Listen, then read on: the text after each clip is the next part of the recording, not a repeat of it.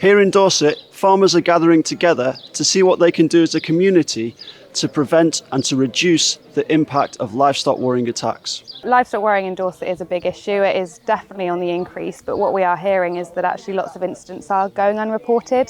Members are becoming a bit, not immune, not apathetic, but it is unfortunately at the moment a matter of fact, a part of life for them.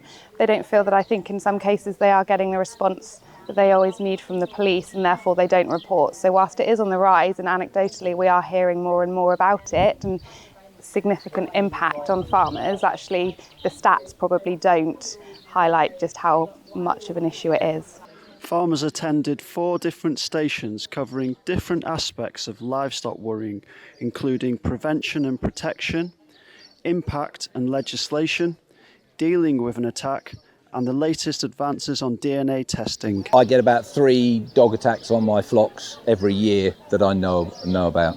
And the ones that have died, been mismothered, aborted. Emotionally, it's harder to tell you, but it's devastating. Everybody who farms loves their stock. They're out there dedicated looking after them. And then you've got, you're faced with a disaster, dead animals everywhere, often in a lot of pain.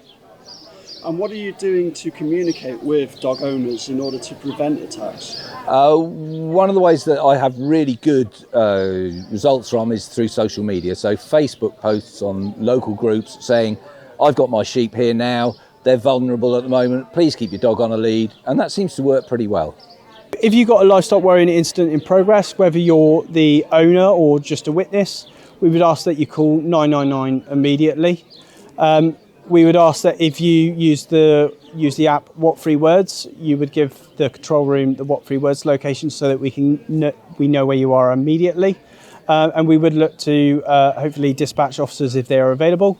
If it's safe to do so, we would ask you to film. So if you could film the incident, including the dog and the owner if they are still there. If the owner is still there, if it's safe to do so, we would ask that you take the details of that person.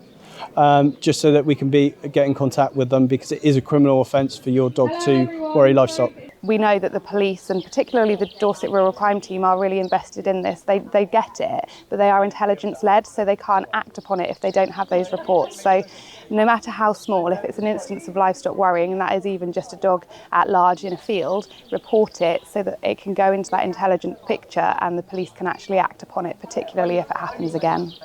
Philip Case reporting for Farmers Weekly in Dorchester.